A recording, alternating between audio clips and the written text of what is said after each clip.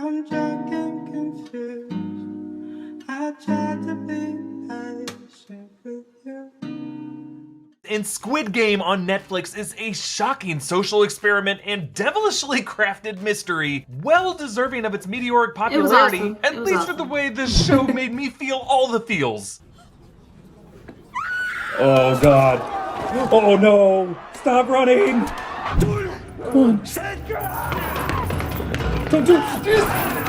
No! Jesus! That part had me on edge. I'm not even gonna front. This had me crying. This part had me crying.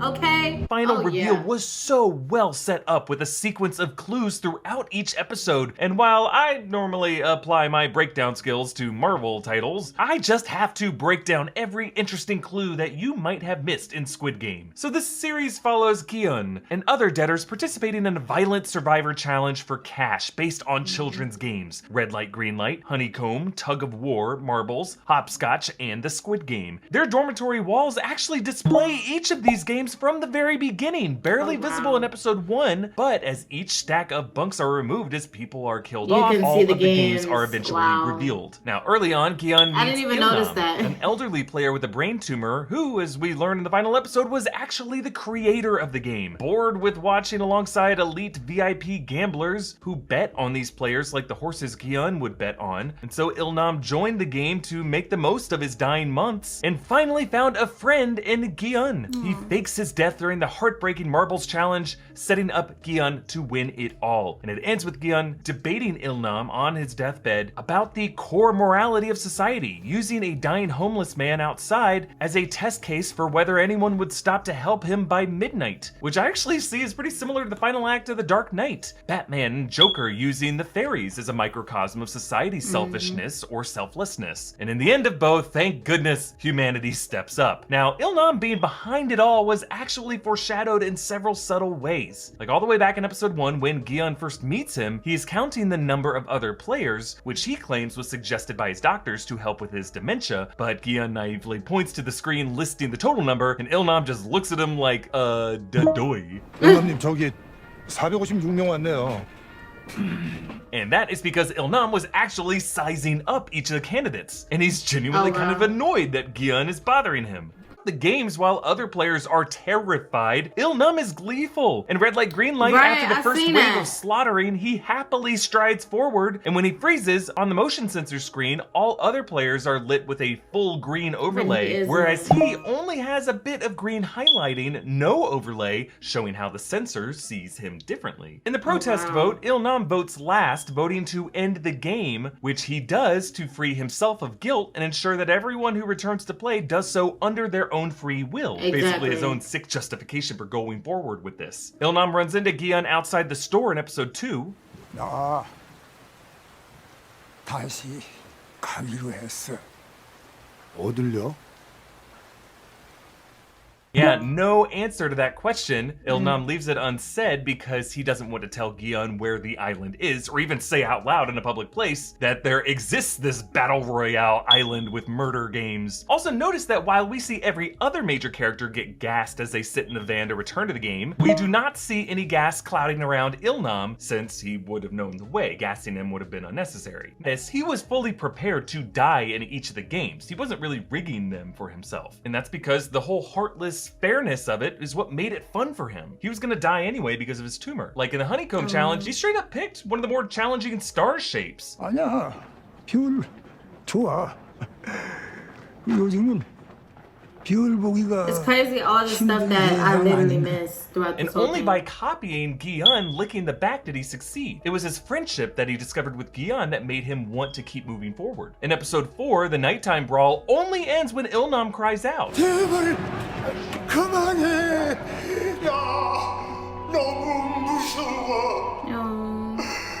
그만해.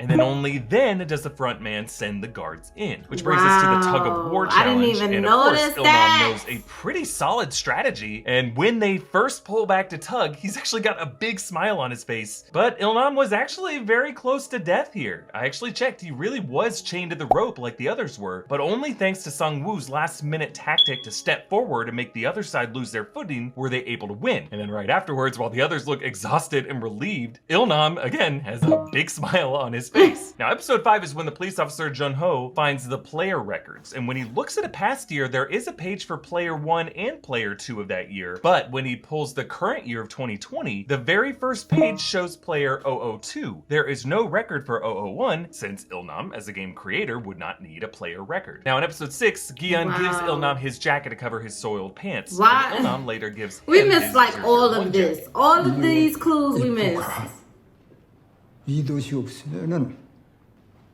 사람들이 자네를 우습게 볼 거야.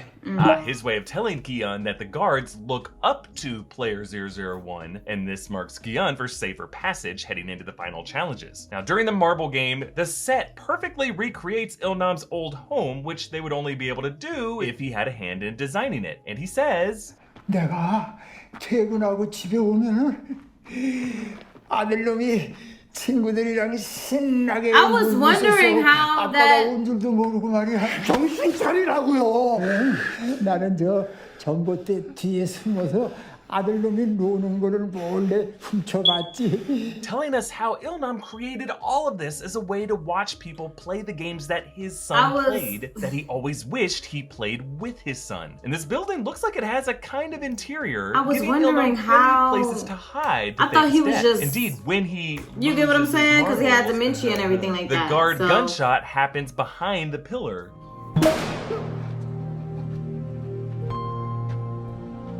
We hear the gunshot, but no sound of a body hitting the ground. And on the final shot, despite everywhere else strewn with corpses, no body or blood can be seen in the courtyard that we were just in. Now, as we head into the final episodes, each major character's death was actually foreshadowed by their decisions back in episode 2. Like, Ali stole the money from his boss and left him with his hand disfigured just like his own. And then later in the marble challenge, Song-woo steals the marbles from him. Deok-soo jumped off the bridge to escape his enemies, and later, Min-yo forces him into a death fall from the glass bridge. Se-byuk pressed a knife against her broker's neck, and she is later killed by Song-woo slitting her throat. That's and Song-woo crazy! nearly commits suicide Wow. in his bathtub, and then later kills himself to let Gi-yeon win. Now, this all began with Gi-yeon being offered red or blue in the train station. Gi-yeon That's chose crazy. blue, and actually later when the guards expose all of their deaths, it looks like most of the other players there also chose blue. And this might be a clue for how the organization recruits these poor people. Blue for players of the game, whom they dress in turquoise. Red for how they recruit the oppressive guards, who are dressed in red. And you'll notice that in the final minutes, Gi-yeon has dyed his hair red and spots that recruiter again, targeting a new candidate who also chose blue. Now, he ends up taking that card from the guy and calls it, and the respondent knows that he is about to board a flight, proving that they are still watching him, but he is now marked in red, and he takes on the role of the aggressor to burn it. I didn't even down. notice that. I I love was this wondering series why. so much. It's gonna like stay with me. I did not know a whole lot of stuff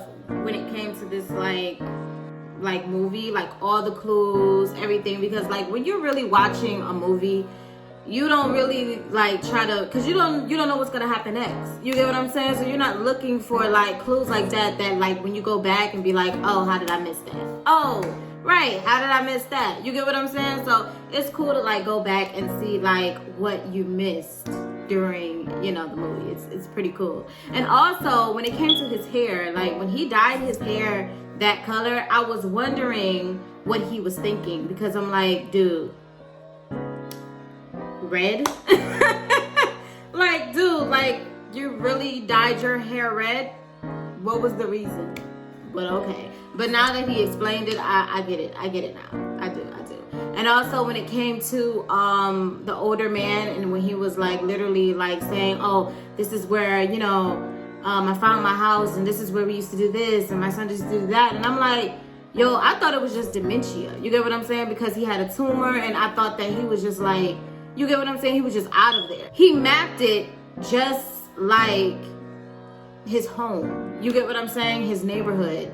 and we didn't even. Because who would think the older man had anything to do with this? Nobody would think that he had anything to do with this. But I was still not mad at the older man, because even though what he did was wrong and very inhumane, I would say, I think that when it was like, when he was mad at him about like, how can you do this to us? Why did you do this to these people? But it's like, these people came back and knew what they were getting into. They knew that they would die if they did not win the game. You get what I'm saying? So y'all knew what y'all was getting into. Y'all wasn't blindsided by it. Y'all had a second chance to go on about your merry way, and you decided to come back. So whose fault is that? That's yours. If you're traumatized about what happened to you, that's your fault, because you came back. Nobody told you had to come back. You get what I'm saying? That was all on you to come back because you wanted that money.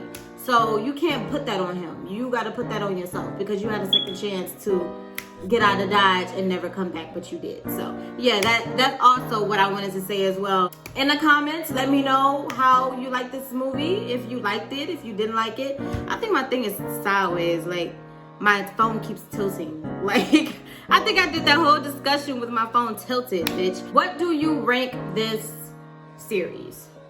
And do you think it's going to be a part 2 of this series? Leave all of that in the comments down below. And yeah, I will see you guys in the next reaction. I was walking with the